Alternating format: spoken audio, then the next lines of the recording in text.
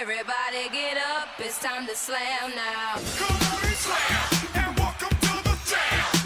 Come on and slam, if you wanna jam.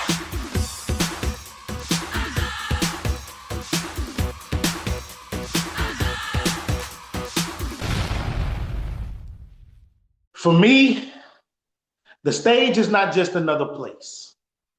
It's my office. A place where people sit in rows holding on to things they never learned how to name. I walk out already knowing someone in here didn't plan on crying, didn't plan on remembering. Someone came for poetry and accidentally scheduled an appointment with themselves. I don't wear a white coat or a stethoscope, but I do recognize symptoms of an emotional deficit soul. I see it in the way hands won't unclench. I hear it in laughs that arrives early to stop truth from finishing a sentence. I feel it in the room before a word ever leaves my mouth. Depression doesn't always look like darkness. Sometimes it looks well put together. It looks like success with untreated pain attacking the nervous system. I know exactly how it feels because I still live with it at times. So I decided to study it. And now I hold a doctorate in emotional fluency, earned through years of translating pain into language that doesn't run from itself. My degree hangs in my cadence. My credential lives in my response. My thesis has always been when people finally feel seen, they start to breathe again. So when I speak, I'm not guessing. I'm taking an assessment of your emotional needs.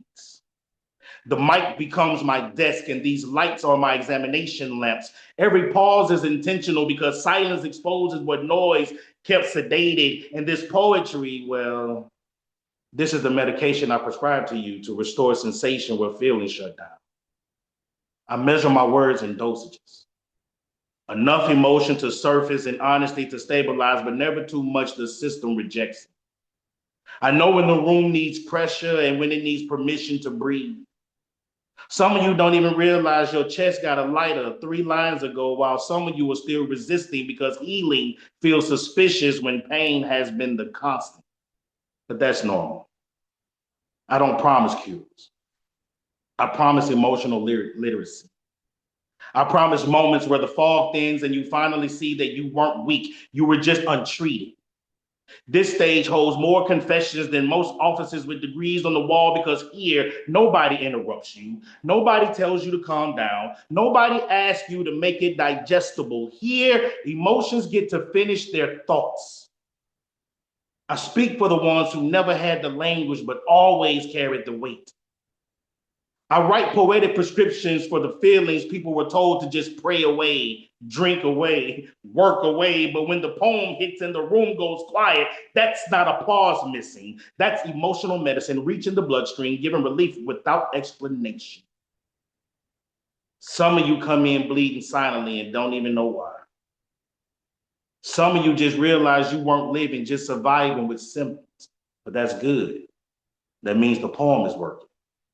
Because when I step off the stage, I don't take the prescription with me. I leave it in your chest. I leave it in your memory. I leave it in that moment later on tonight when you finally say out loud, damn, that's exactly how I feel. And if this 800 milligram poem keeps you here one more day, one more breath, one more conversation, come back and refill it. Because my office stays open. And this medication is always being produced. This is who I am on stage. I'm a poet, practitioner of emotional truth. They say real men don't cry. But I've seen concrete crumble under the weight of wounds wrapped in whispers. I've seen still hearts sweat sorrow with no single tear in sight. Men cry. We just don't cry in tears. We cry in the cold of clenched, calloused hands and the silent symphonies of sighs. We bleed beneath bravado. We weep in the weight of our guided when we know we don't. We cry in crushed clocks. Moments ticking too loud in traffic-filled silence when the steering wheel becomes both confession booth and crucifix. Men cry in metaphors we ain't learned how to translate yet.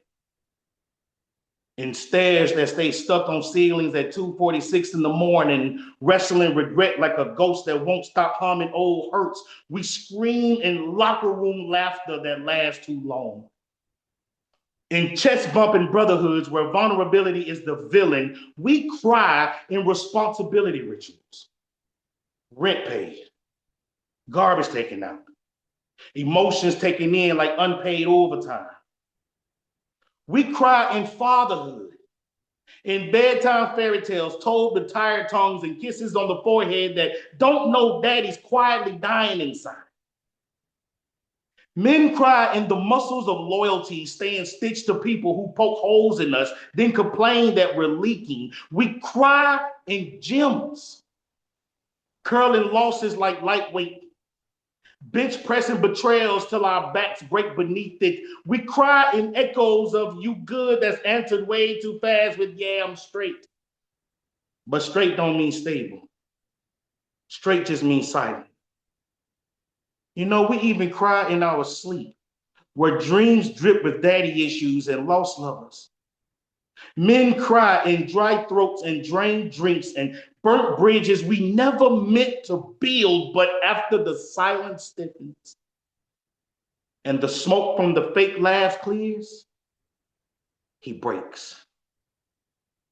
And for the first time, tears, not metaphors, not mannerisms, not metaphysical mourning masked in masculinity, but real, raw, salt-filled rain. This is the moment that the body finally betrays the lie. This ain't weakness. That's a man that's finally free. Emotional unavailability was tailored just to fit me. Custom fit coping, stitched in silence and hemmed at the edges of I'm doing okay so nobody saw the threads unraveling.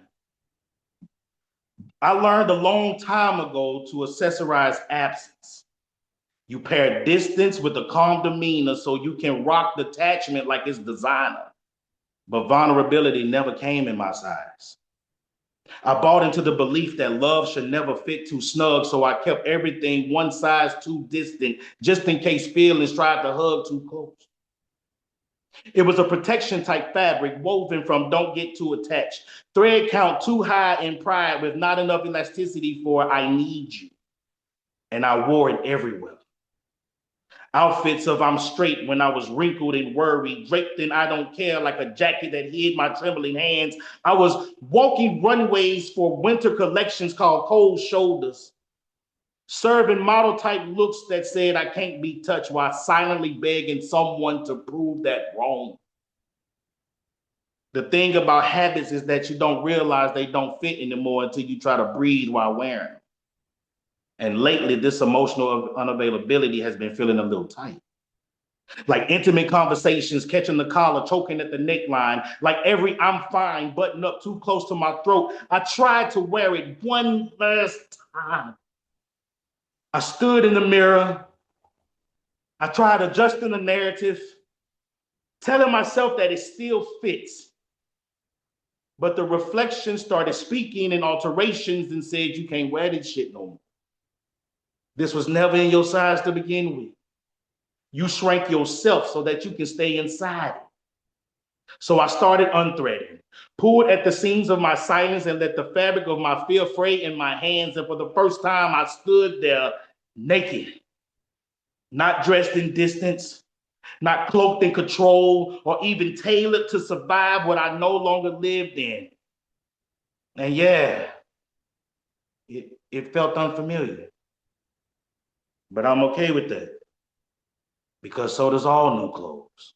We gather here today to lay to rest last year that wore my name like a bruise. Last year with its hollow cupboards and cold that didn't just touch skin but settled deep in the bones like it planned to stay. We remember how hunger became a quiet roommate, never loud, never kind, just there. Sitting across from you in the dark, watching you pretend water could be enough. We remember the rituals of survival, pots on the stove, not for hot meals, but for warmth, for dignity, steam rising like prayers as you heated water just to feel human again.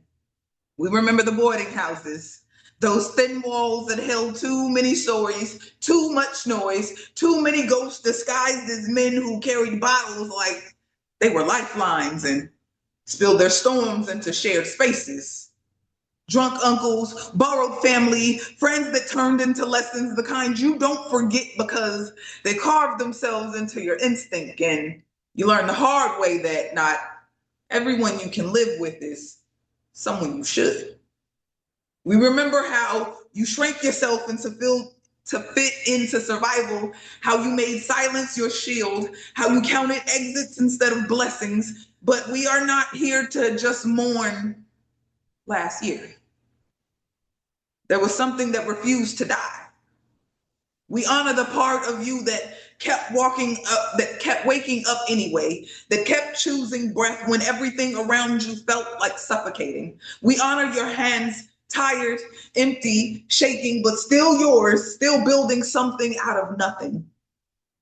Last year, we release you.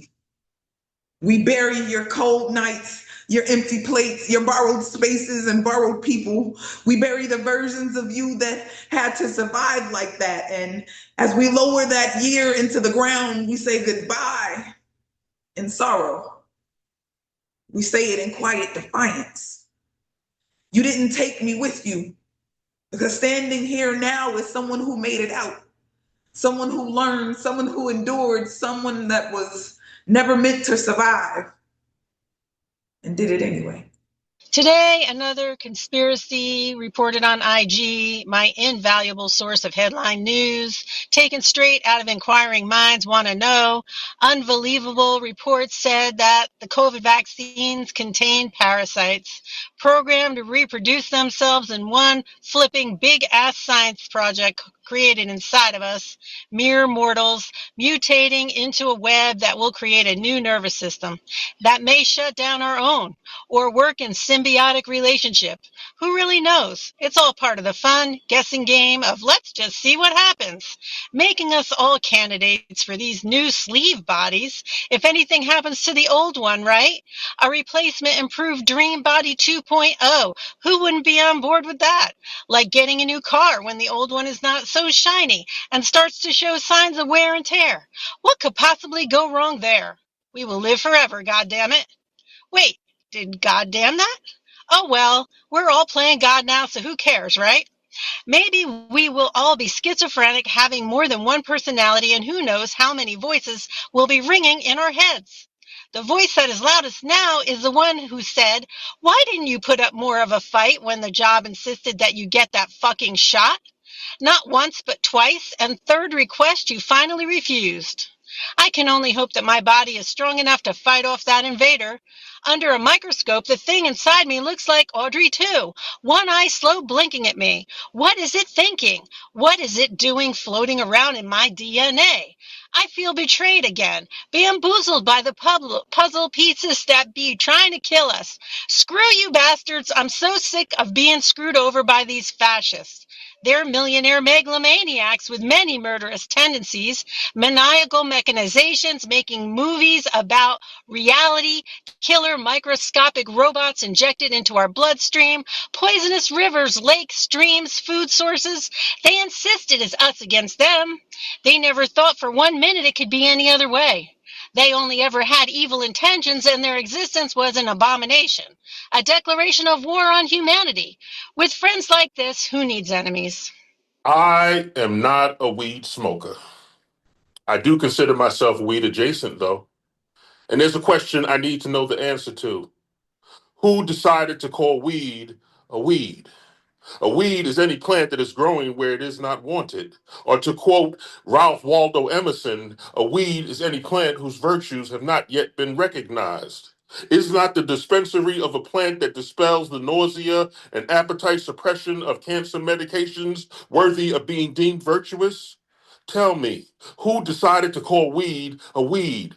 Because weed is no different from a dandelion. Weed is the transmitter of a Bob Marley redemption song, just like dandelions are the purveyors of childhood wishes. Do you think you got that Red Ryder rifle for Christmas because of Santa? No, it was the roar of a naked thistle after you blew away its clothes without consent. A weed made your Yuletide wants come to fruition. Your mother didn't even want you to have a BB gun because the police would shoot your eye out. Yet dandelions, a weed just like weed, co-authored your manifestation. Make it make sense. Who disrespected reefer by referring to weed as a weed? I'm not trying to get you to smoke because not everyone can handle a blunt perspective. Not everybody wants to smoke, myself included. I don't want no smoke. I'm not a weed smoker. I'm just weed adjacent. I just want to know why we call weed a weed when it's more aptly described as pot, melting your inhibitions away. Bud, grass, ganja, cannabis, herb. How can an herb be bad? I know you had parsley, mint, cilantro, and ain't nobody ever called those a weed. Listen, I don't smoke weed. I'm just weed adjacent. But I listen to the Chronic, Redman, and Meth. I know how to roll a blunt. I know how to give a shotgun to the head and call it medicinal instead of suicidal ideation. I know how to puff, puff, pass the Dutchie on the left hand side. I know all about weed. I just don't smoke it because I'm not a weed smoker. I'm just weed adjacent. And sometimes I'll catch a contact and say something that fills the lungs of your brain with profundity. And lately, my thoughts have been askewed, perplexed, perpendicular to inquisition. And the top question being asked by the weed adjacent community is who did it? Who made weed a weed? Mama taught me that prayer changes things, so I'm praying for enough steel to keep it real. Cause death is the only door out of here, but we be scared to leave our bodies. This body's been kicked around long enough it wasn't supposed to last forever, and my soul cries out to be free. Besides, the only thing constant is change. So I'm sitting meditating on the one when a b-boy with a boombox scared my spirit guides away, and I'm lost in a rat race trying to buy shit my TV says I need to survive. And I'm searching for freedom, but I can't find it anymore, so I'm on a vision quest, trying to find a way up out of this mess. I'm walking through the park, talking to the trees. They got a protest going on against giving up their lives for cashmas. And the local snowmakers union refuses to cross the picket line until Santa kicks in with a kickback. So it's 75 degrees in New York in December. Seems like the whole damn universe is under attack by the greedy as they plunder the world, exploiting the needy. So I'm rolling 7 ounce deep in mysticism. I meditated to the lights when I was, but Con Ed wasn't hearing it. Not even an ohm could cut the darkness. So I'm burning 7 candles trying to find the light of God inside, but she's busy down at the Salvation Army healing a bell ringer who was shot by a 10-year-old white kid with a Tech 9 from Oregon. Seemed like Faith was raped of her charity and everything seems hopeless. So I'm hanging out in poetry circles trying to get the truth, but all I get is soft porn stroking my ego to erection with no satisfaction. Too many poets saying nothing well, but I'm looking for substance, something I can take home. There's not enough meat to fill a doggy bag, so I stick to vegetarianism like a religion trying to ward off starvation. I'm chanting for peace and justice, but Kenneth Banks was murdered by the new weapon of choice. The killer cop's two-way radio to the head killed him dead. No backup needed, no caution heeded, and I'm praying for Buddha. He's lying face down, spread eagle on the concrete, jacked up by 50 on the corner of 112th Street, and the interest on karmic debt is higher than bail, so it seems like he'll do cashmas in jail. The Earth Spot's been shut down to improve the quality of life for street corner pharmaceuticals who offer death at half the price, while the last legal drug dealers, local watering holes like the newsroom in the Bronx, offers 3-for-1 shots of rat gut watered down, except for poets like me who are banned for using the N-word because the owner is the N-word. But alcoholism kills your liver first.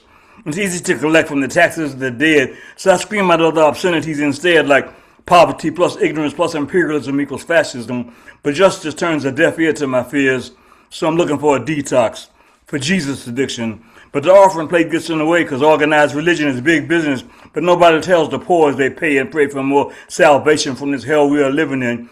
So Hail Mary full of gold, the Vatican's been bought and sold. Remember, we had homes and jobs before they brought us here. My ancestors built pyramids for years before picking cotton. Maybe that's been forgotten. Now I'm quoting Hakeem Adabuti saying, Jesus saves, Jesus saves, Jesus saves green stamps. But green stamps are obsolete while the poor and the homeless beg for food to eat. In this land of plenty, where not a damn thing is free. So don't call me a poet, because I'm just a pissed off brother with a pen. To be like water is to be anything.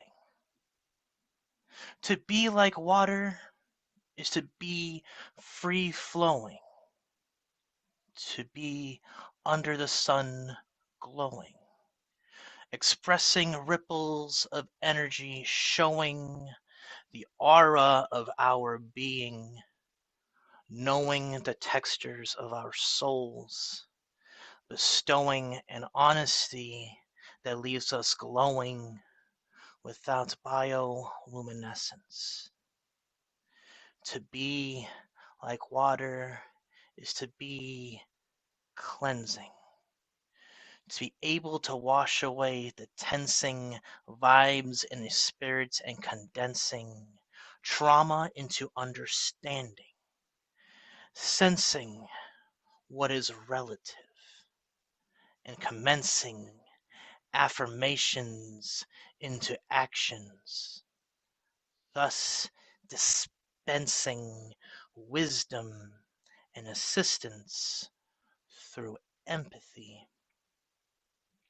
To be like water is to be ever changing, shape shifting and rearranging, all encompassing and wide ranging. For we are oceans of emotions, exchanging energy with one another, interchanging miracles and wisdom that may be life changing in ways we have never anticipated. Hey, this is my stalker in the bushes. Say hi.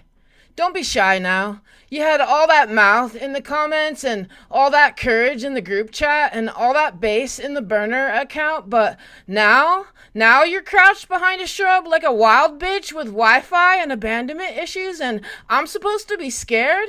Baby, please. You're not a threat. You're a raccoon with screenshots, a possum with a podcast, a whole emotional raccoon digging through my joy like trash, mad because none of it belongs to you anymore. Let's tell the truth. You didn't check on me, you checked for me. Checked my posts, checked my friends, checked my captions, checked every room I entered like my freedom was a crime scene, and you were the detective nobody hired. You called it concerned, I called it binocular behavior. You called it community, I call it surveillance with snacks. You called it healing, nah, see, that was obsession wearing cheap perfume and trauma vocabulary, because what really hurt you was not that I left, it was that I lived. It was that I laughed after the door closed, it was that I got loved in rooms you couldn't monitor, it was that I used my time like it belonged to me. That's what made you feral, not the boundary, it was the joy after it. See, you wanted friendship to mean custody, loyalty to mean isolation, and closeness to mean ownership, and you wanted me soft, available, emotionally on call, and grateful for the privilege of being drained by you, and then called me selfish when I stopped bleeding on schedule. But listen, you were not abandoned, you were removed, you were not silenced, you were no longer centered, and you were not punished. You met the consequence of treating access like a birthright. And now, look at you, in the bushes, in the comments, in the whispers, in the space, chewing on my name like it's the last bone in the house. How embarrassing to be this attached to someone you swear is the problem, to be this obsessed with someone you swear you're over, and you're not the plot, you're not the twist, and you're not the wound I write from anymore. You're the background noise with bad intentions, a deleted scene, still auditioning for the movie. And baby, you didn't lose me because I changed, you lost me because I saw you. Messy, needy, controlling, and hella unstable with a victim complex and a ring light. So yeah, I changed. I changed the locks, I changed the tone, I changed who gets my softness, and thank God I changed. The old me would have tried to understand you until she disappeared. This me knows peace is not rude. Distance can be holy, and a boundary doesn't need to be pretty to be righteous. So keep watching, keep whispering, and keep acting like my freedom is a crime scene because you can't find your fingerprints on it anymore. But hear me clearly, I'm not your supply, not your stage, and not your emotional landfill. I'm damn sure not your bitch. So stay in the bushes where you belong. The view is the closest you'll ever get. I didn't fall. I drifted past the warning signs, past the shallow promises of I'm okay, until life turned ocean and I forgot where the ground ended. Love was the tide that took me, pulled me under in soft hands, Kissed my lungs full of salt, told me drowning looked like devotion if you called it deep enough. Poetry. Poetry was the weight tied to my ankle and the wing on my back, depending on which way I was facing when I sank. I went off the deep end, with pockets full of maybe this time, with a heart that mistook current for direction, with a mouth still tasting all the words I never said before the water closed over. Down there, everything is quiet in a violent way. No echoes, just pressure, just that slow realization that silence can scream louder than anything. And I remember my body forgetting how to move, how to fight gravity that wasn't gravity at all, just the heaviness of everything that I carried. I had to learn to walk again, not on land, but through the wreckage of myself. I first crawled through memories like broken glass baptism, each shard whispering, you survived this too. Then I stood, knees shaking like apologies, balance unfamiliar as forgiveness, every step a negotiation between fear and faith. My legs didn't trust me anymore. And honestly, I didn't trust them either. We were strangers, relearning each other in a language of trying.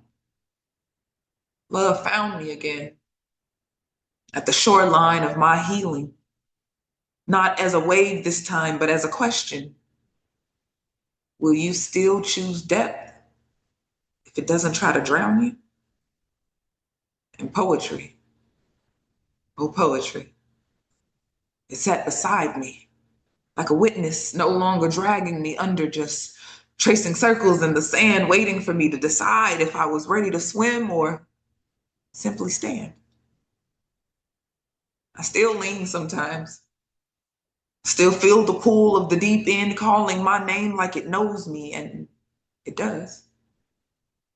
But now, when I step forward, it's not to disappear. It's to prove that even after drowning, after forgetting the rhythm of breath, after teaching broken bones how to believe in motion again, I can walk. I can love. I can write without sinking. And if I go deep, it'll be because I chose the ocean, not because I forgot how to find my way back. Last time I saw my mother, she was wearing a mask of invisibility superpower. She's still looking for the mask to reappear normal. She used her superhero persona doing good deeds for strangers in between her manufactured lies. She wants to go to heaven when she dies. The last time I saw my mother, she lost it. She still has the wig on flat in the back from her frequent naps, punctuated by requests she no longer wants to hear. If she closes her eyes, she can make you disappear. The mask used to keep her sane. Now she's unable to find it, surprising herself multiple times a day when someone explains her current maskless situation.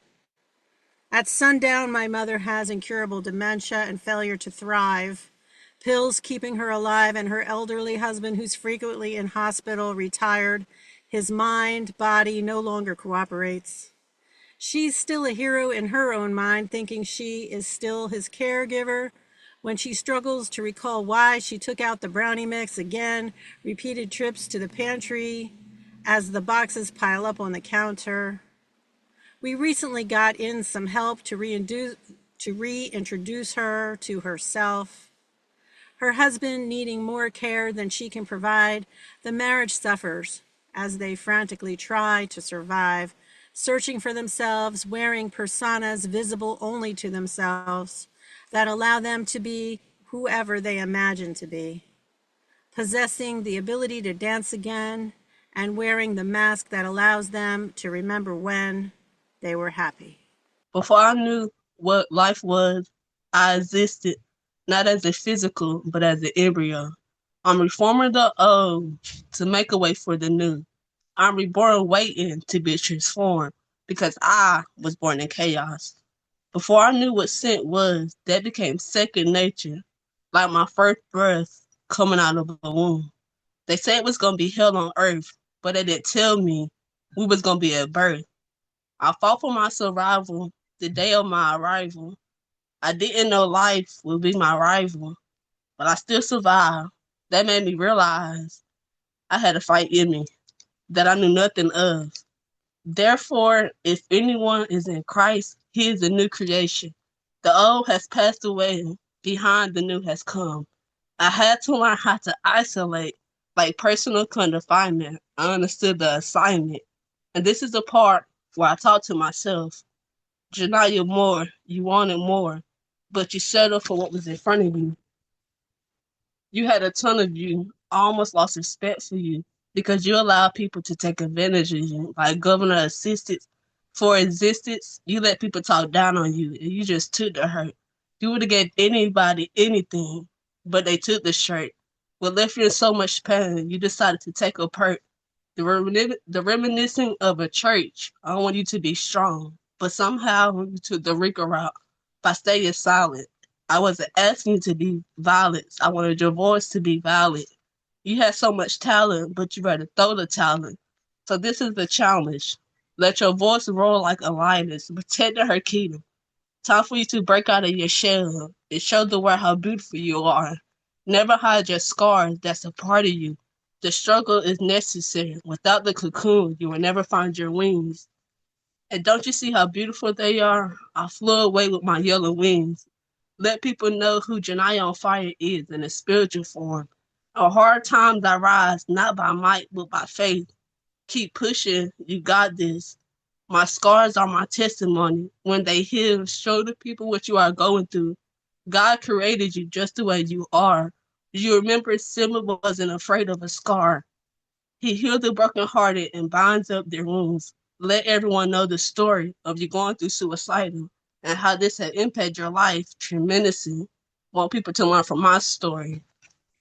The poetry of the Harlem Renaissance was pain and freedom, parading up 125th Street to jazz horns and African drums, bending English with blackness to our will, spitting back in America's face, literally saying, "Ha, you tried it.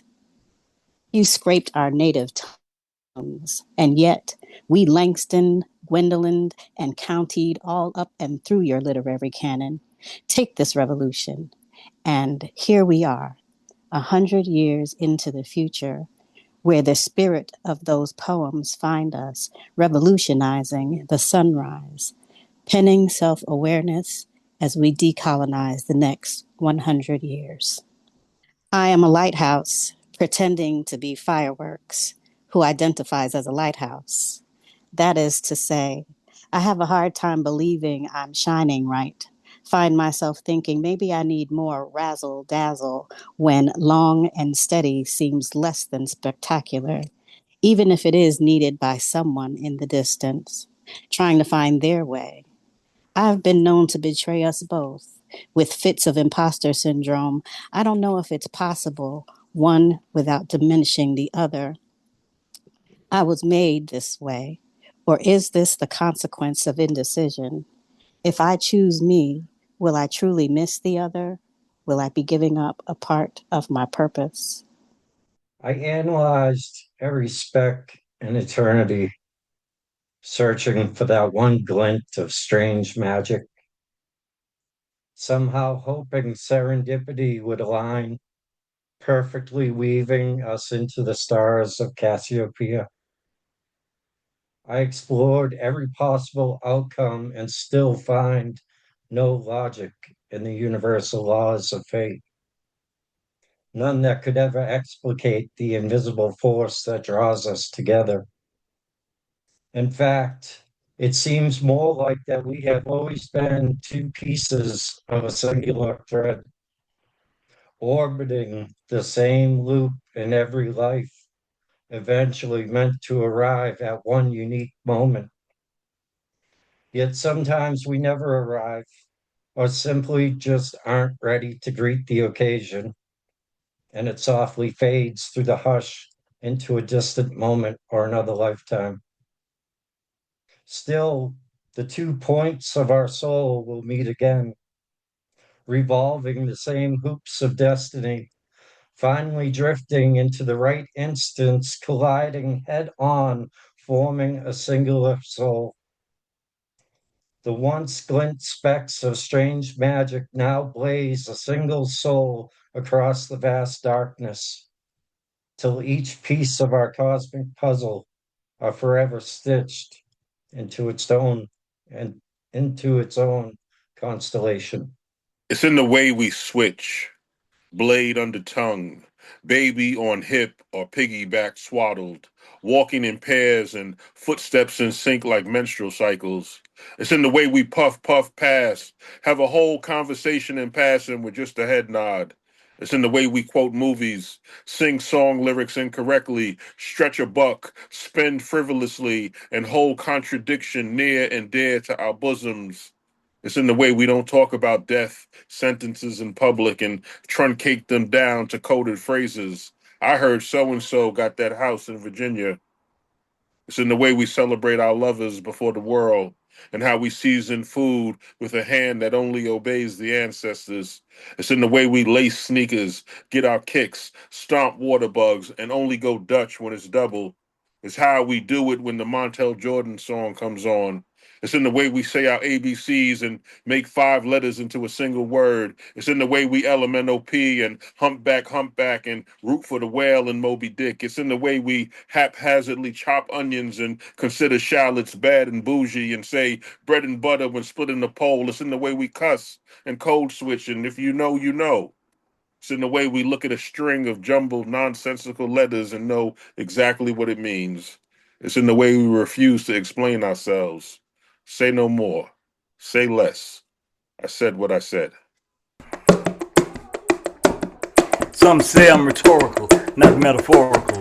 I wonder who the hell they be writing for. I write poems to knock down the doors to your mind, dropping science to free your behind. I come from a legacy of serious word slingers, jellies, griots, and freedom singers. So say what you will, seek as you'll find. Like it or not, there's always truth to my rhyme. Some poets write, never reading a book. They think their poetry's dope because it's got a fat hook. Plenty of words, but nothing to say. When you hear them, you don't know what they said anyway. My word sound has power and it's coming your way. Some say my tongue's like a double-edged sword, slicing the truth, serving it up by the score. Bringing the ruckus, slinging words in your face, evoking mad images that you can't erase. I don't write about bullshit, I bring you the news. I analyze the source of your blues. Strip it naked so you can see I'm the poor man's guide to reality. I write poems for those who don't read. Growing flowers of evolution, I plant the seed. I like my poetry like my food raw and live. You say I eat like a rabbit and I'm talking jive. I say you're constipated and full of shit, and when your prostate goes cancerous, I'll still be humping it. I make love by cycles of the moon, last like a Duracell, don't come too soon. Some say I'm a genius, some say I'm insane. The CIA is trying to put a tap on my brain. Some say I'm an outlaw because of the skin I am. Women sweat me, they want to shout at my melanin, but I only give them a wink and a grin. My body's a temple and God is within. Hip-hop from the bebop generation. Who ate the sky? I drag the sun up by its bright bleeding ankles. Dawn breaks deconstructed. Fuck you, hungry dark. You ate the sky's last halo. I spit light back whole. Choke on your own night. My throat turns luminescent, god glass in my gums. You stole all that gold, then called the wreckage holy. Greedy ain't glory. So here comes morning. Hands on hips, heaven unbuilt. Now who ate that sky? And I stand there bright, cussing gold into the wounds. Say you're full now. I need to say this with my whole chest and none of my apology. Your crisis is not a crown. Your pain does not make you king or queen of every room you walk into bleeding. I know poets who learned how to turn soft people into a feeding ground. Walking trembling, walking haunted, walking saying, I might not make it tonight, with just enough pause to make everybody drop their own damn lives and run toward the fire. But listen, I know the ledge, I know the mouth of it, I know what it means to have a night put both hands around your throat, but some of y'all don't ask for help.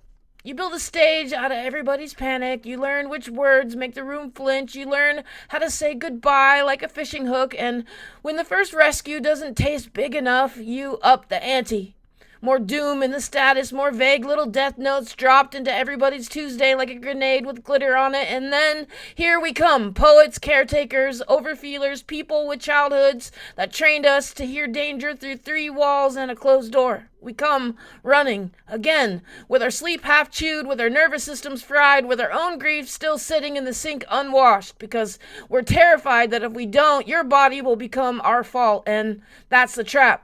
You make your survival a debt we can never finish paying, and you make your pulse our unpaid labor, and you turn friendship into a crisis hotline with no business hours, no training, no backup, and no damn oxygen, and then call us fake when we finally say, I can't carry this tonight. So, no, don't. Let me say it better. I will not carry this tonight, because I have a body too. I have a life, and I have a bathtub full of my own uncried water. I have poems I've not written because I've been too busy holding the door closed against your newest emergency. And every time you make your ending the center of the room, you teach everybody else to disappear politely. It's not vulnerability, it's emotional arson with a rhyme scheme, and it's not asking to be held, it's setting yourself on fire and blaming us for not becoming water fast enough. I'm done letting my compassion be used as a leash, and I'm done letting tenderness be mistaken for a 24-hour shelter with no locks on the doors. No isn't murder. Rest isn't abandonment, and choosing myself doesn't make me heartless. It means I finally remembered I'm alive too. So hear me clean. If you're in danger, get help from someone trained to hold that kind of storm. But don't make people prove my goodness by destroying myself for you. Community is not a suicide pact. Friendship is not a hostage note, and my heart is not a crisis center just because you like the way it opens. I hope you live. I mean that. I hope you live past the performance, past the manipulation, past the hunger that taught you that attention was the same thing as love, and I hope you live long enough to learn the difference. But I'm done being the room you burned down to prove you were cold. I don't know where healing is when I'm lost in feelings. Alcohol, alchemy, isopropyl, tell it all. It's been 3 years, this wound won't close. I changed the dressing, still can't fit those clothes. Emotion stitch. I would say it itch, but I never got it to scab. The feeling in rags, can you spare some change? The VA can't help these scars. The army not part this war, but the sight is fringe. What's the hinge? As heart door swings, ask myself, what's the crying for? Migraine, the dying pain, heartbreaking Tylenol. Probably it hurt less if you told it all. What all the secrets for? You want it locked in, but use my key to come in and look out the window. If you love it, you should let it go. Wish you held me like you held your phone. I guess my updates weren't quite as great. Still won't show my face, Victor Vaughn. How can I do my thing? Decision spawn. Fantastic 4 arms wrapped around the heart's core. I gave you my ribs. What the fuck you bite the apple for? Oh, I get it. Wanted intimacy, but couldn't stand being emotionally naked. Then told the internet Clark Kent can never be your Superman. Here's what I don't understand. Why throw it all away just to ask for this very same thing? Got me trying to escape the pain like Icarus wings. You lied to me, Maya. I ain't never heard a cage bird sing. Just molt through the seasons, leaning towards the window like they can change the world if they could just get out of the thing. Now I reminisce on my favorite people pleaser who preyed on heartstrings, playing sympathy. Sympathy's making my heart ring. The monotony of honesty reigns on modesty. I mean, it's the boisterous lies of privacy that really got to me. So what's God in me?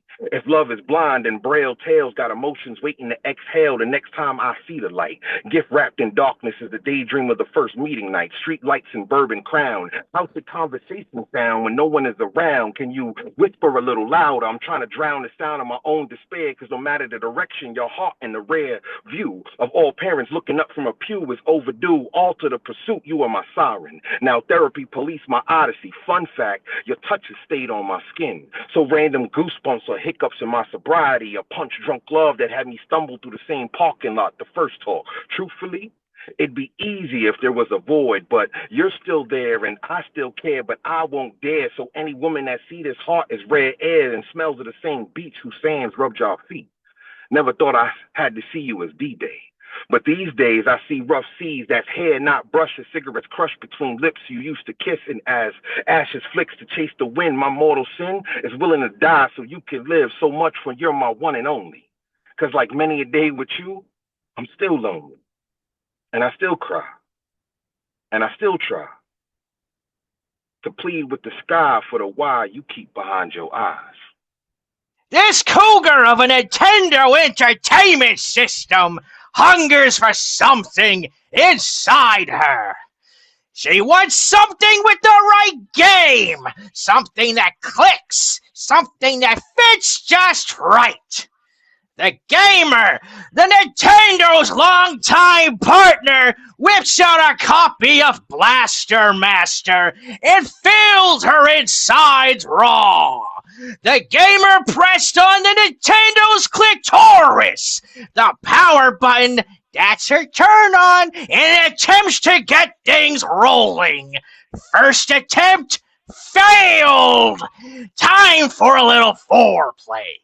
A dry little blowjob. A couple of spanks. Slide that bad boy back in. Second attempt failed. All right, time to play dirty, which is ironic because we're trying to clean. Time to call forth the tiny white double-sided dildos dipped in rubbing alcohol. Into the trenches you go. But just a Q-tip. Sticking it inside a cartridge, cleaning off the dust and debris inside. This trick is a fail-safe. Third time's a charm. Blaster Master is inside her, impregnating the TV screen with nostalgia. I'm going to keep it 100 with you. I hate the idea of basically cutting a wrestling promo trying to convince anyone that I'm the ideal match for them, but may the powers that be grant me this one instance, please. You see, I'm like pineapple on pizza.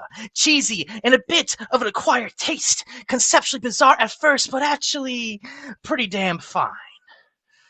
I'm the epitome of don't judge a book by its cover, but nobody's daring enough to crack me open, get to know my pages.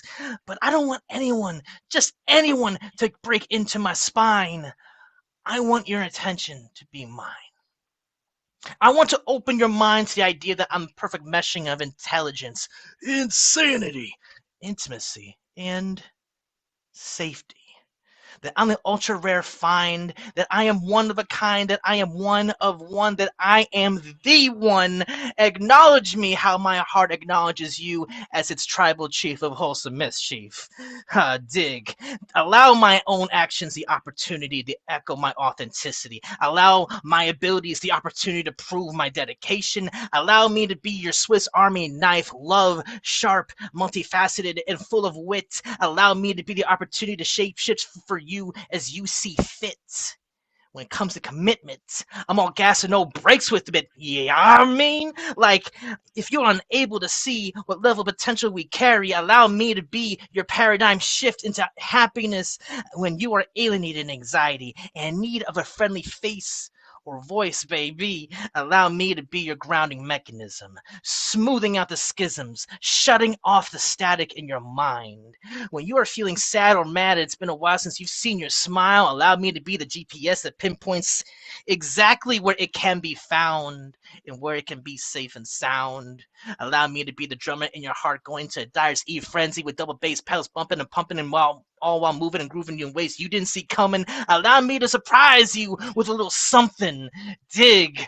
Watch me create a sweet heartbeat that you can kick it to, boo. My love language is boundless for you, and I'm ready to express that fully and true. When life is pouring on the heat and you're in need of a helping hand, I'll be there in your corner, waiting and aching for the hot tag, willing to clean house and take whatever hits that come with it. Allow me to be your sword and shield. Allow me to be your tag team partner in life.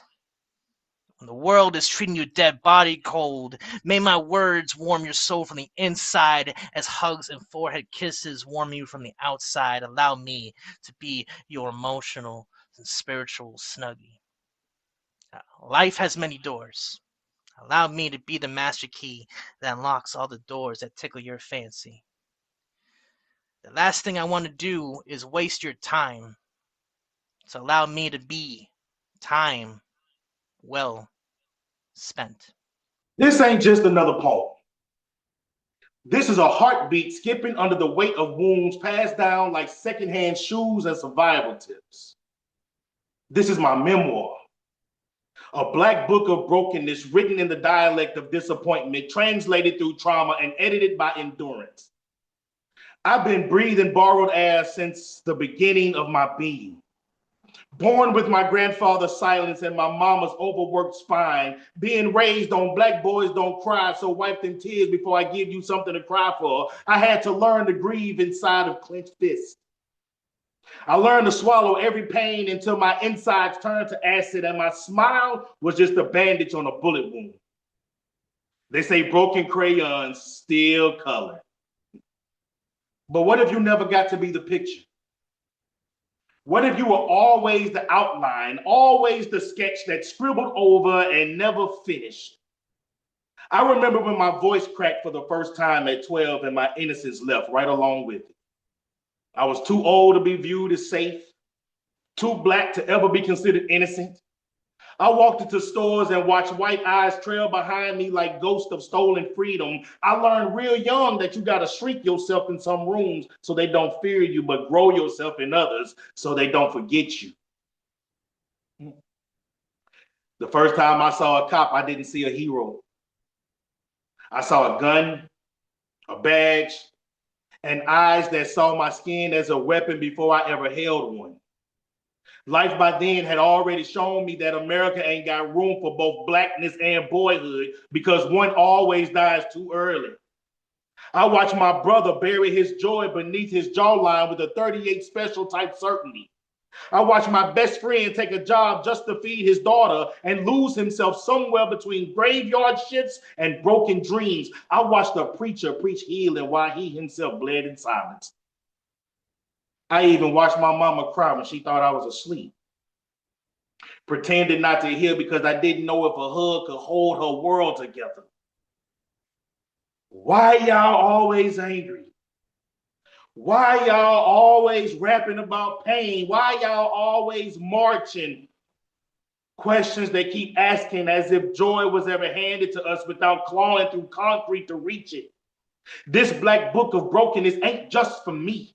It's my grandfather's calloused hands, my mother's tired prayers, my ancestors' songs coded in chains. It's a history of heartbreak written in barbershop chairs, corner stores, and courtroom pews.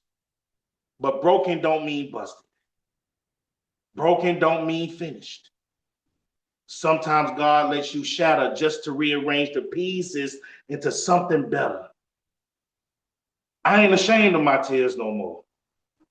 I cry because I finally realized there's strength in surrender. I cry because I survived everything they swore would kill me. So to the young me, it's okay to scream when the silence gets too loud. It's okay to rest, to ask for help, to cry in the dark and still shine in the light. They told you manhood was made in muscles and money, but I learned that manhood is made in vulnerability. I'm saying I hurt without choking on shame, in hugging your son long enough for him to know softness is sacred, not something you outgrow. So let this be your permission slip to rip out every toxic rule they gave you. Write your own commandments in this black book. Let it be a Bible of becoming, of broken things healing out loud, of boys learning they can be whole without even missing pieces. Because being a black man in America ain't just about surviving the world outside. It's about surviving the one inside and still choosing to live, to grow, to cry when you need to, and never apologize for your softness. You're not broken, King. You're just a man learning to be. Let me tell you a story of how a rotten piece of fruit ruined the entire grove. There was once a man, not made of flesh, but of fruit. A walking rind with a waxy grin, skin seared in the setting sun, a burnt orange buffoon who built a throne in the center of a spoiled grove. Let's call him the Tangelo Tyrant. Crowned in candy lies, his roots rotten, ruled Renonians, still the desperate drank his juice. He spoke in pulp promises, bitterness masked with molasses tone, sweet only to those who never tasted struggle. He said, "The grove is overgrown. We must trim the branches." But his blades only sliced that black bark and brown limbs, the queer vines that coiled toward the light. Some fruits don't belong here. So he banned the seeds that dared to grow different. He strangled the saplings called equality, plucked the petals of progress, gutted the roots of reparations like they were weeds in his monocrop dream. He built walls of citrus rinds, a border bitter and bloated, not to protect, but to keep the sweetness trapped at the top and rot beneath it. He bartered truth for spectacle, gave speeches spiked with sugar and sulfur, fed his feast of fools while the field hands watched their wages wilt in the sun. Crossbred fruits chanting, "Make groves great again," with poke-stained pride, not even realizing they ain't part of the bushel he's trying to save. Sour skins, praise and deceptive, seeds too blind to see the pruning shears were meant for them as well. In this land, diversity was a disease. Inclusion was infestation, and education too expensive to feed the minds of those he could not manipulate. He hoarded the honey while families fermented in fear, choked budgets, chopped down communities, and called it cultivation. But beneath that orange-tinted empire, something stirred. The seeds that he spit out, the black ones, the broke ones, the brown, the berry, the bitter, the bold, they began to bloom. And when the roots rose, when fists formed from fallen fruit, when the grove screamed back, not with fear, but with fury, his kingdom crackled like overripe fruit. The pitiful pope behind the peel, the man who mistook control for courage, the fraud who feared a forest that didn't look like him. A coward carved in cantaloupe lies, a Mandarin menace masquerading as a monarch, and we, the field folk, the forgotten, the fruits of every color and creed, we stood tall in the dirt and declared, never again will we be ruled by an orange fruit wearing a red stem. I am a living canvas, but I did not become some handsomely handmade, crafted creation from honest cultivations. I was sketched in survival, outlined by shaky hands that learn how to draw strength before they ever learn nurture. My childhood wasn't colored inside the lines.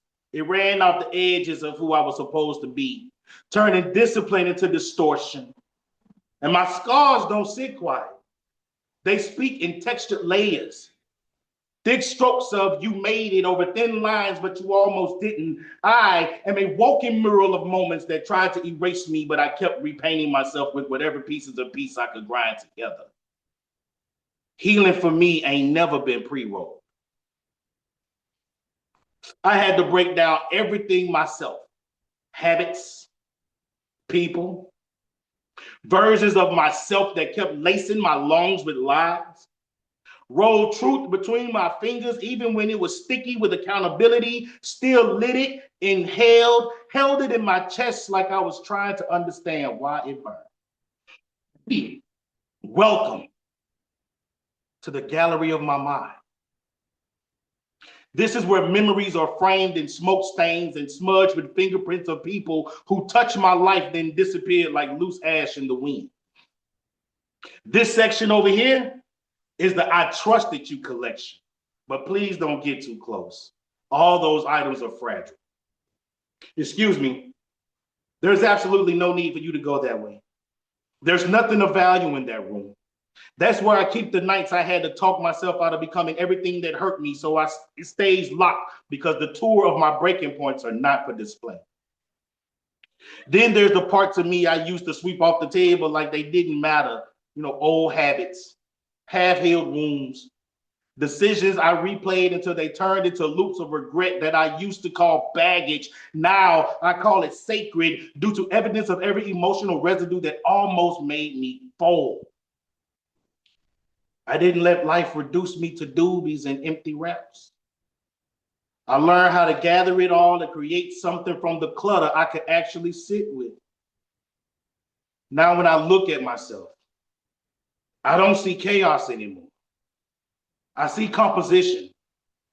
I see a man who's learned how to roll his reality without letting the world define who or what he is. I finally inhaled peace. And I exhale what no longer belongs to me.